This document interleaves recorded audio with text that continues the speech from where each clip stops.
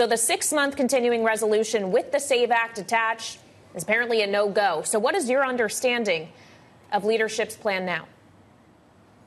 Well, Kailey, Joe, great to be with you. It's important that we find consensus among House Republicans and move a continuing resolution before midnight on September 30th, preferably a lot sooner so that the Senate has time to have action. I was disappointed that 14 House Republicans didn't go along with Speaker Mike Johnson's plan. Let me tell you what he wanted to achieve. First, send that message to the American people, something that we all know, which is only American citizens should vote in federal elections. That's an important talking point for Republicans. It's a big issue in a lot of town halls around the country that illegal immigrants might vote in this fall's election. That's point one. Point two, Speaker Johnson's goal of extending this spending continuing resolution past January 1st was to break up the Senate's leverage on a jamming of the Congress in December for an omnibus spending bill. And Johnson was successful last year in avoiding that. But unfortunately, we didn't have consensus among House Republicans, so he's back at square one today.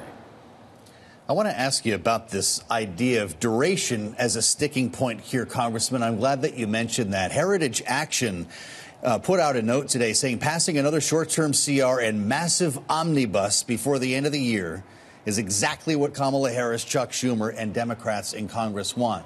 They would prefer a 6-month CR, and I wonder where you are on this. If a clean 3-month CR comes to the floor, as is now being reported, would you still support the Speaker?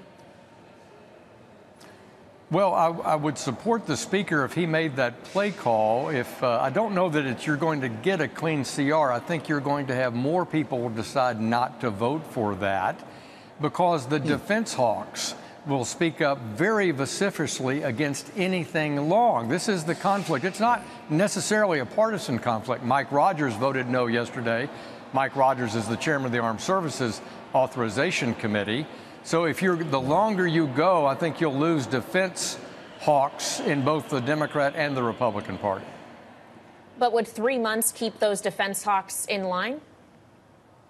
Well, Mike Rogers is on record saying that he wouldn't go past January 31st, but it's possible that you could find something in between. This is where Johnson found himself last year, and I thought Mike Johnson did a good job last year.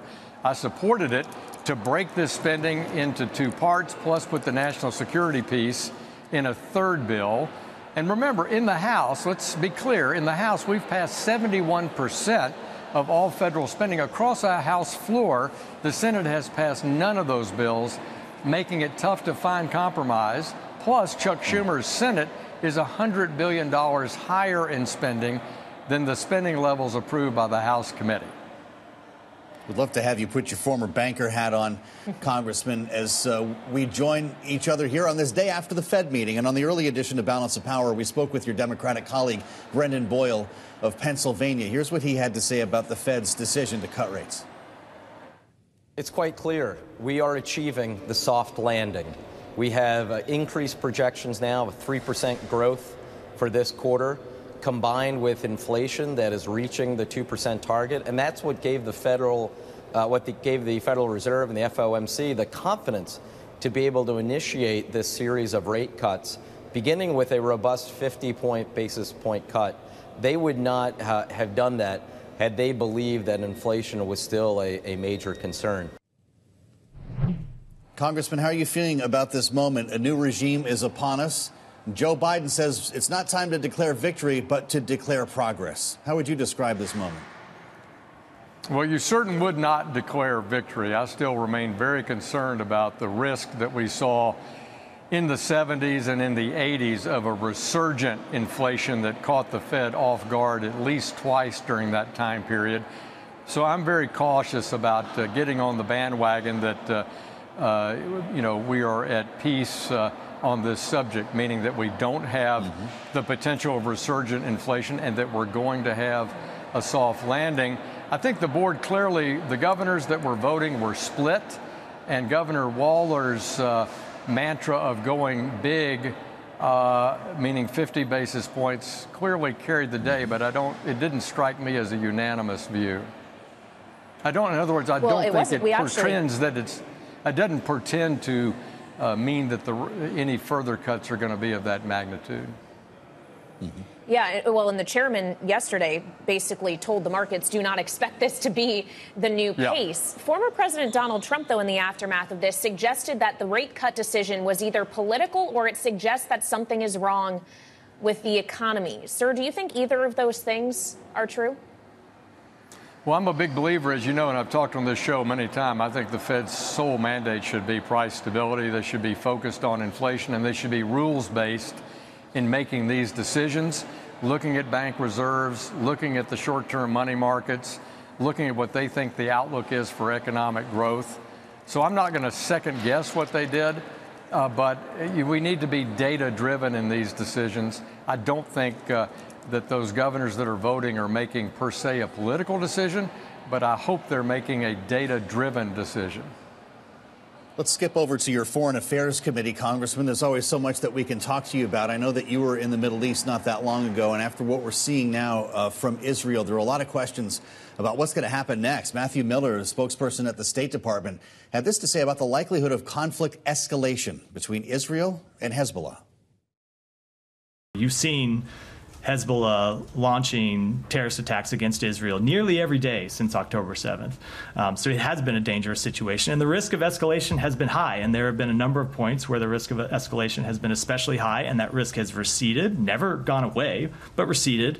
And so we will continue to push to try to calm tensions, to try to urge all parties to de-escalate, and try to get to a place eventually where we can push for a diplomatic resolution. Congressman, I realize Israel has not claimed responsibility, but it is believed that they were behind this scheme to use exploding pagers and walkie-talkies that ended up in the hands of Hezbollah. Did Israel just make the region more dangerous or act to prevent a retaliatory strike from Hezbollah?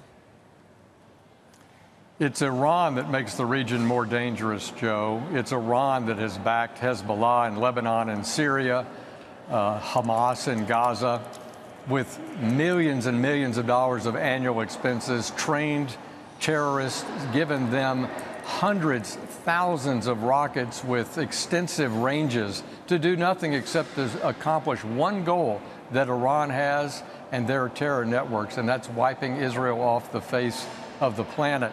Sinwar, the Hamas terror leader in Gaza, clearly has not reached the point where he wants to negotiate, and he may well never reach that point. I think that's the reality we have. But our Secretary of State Blinken, our CIA Director Burns are tirelessly and have been tirelessly ever since October 7th trying to find regional peace that protects Israel's sovereignty, their rights to their borders, brings new governance to Gaza, and de-arms and dethrones the power that these Iran-backed militia groups have, from the Houthis in Yemen to Hezbollah in Lebanon and Syria.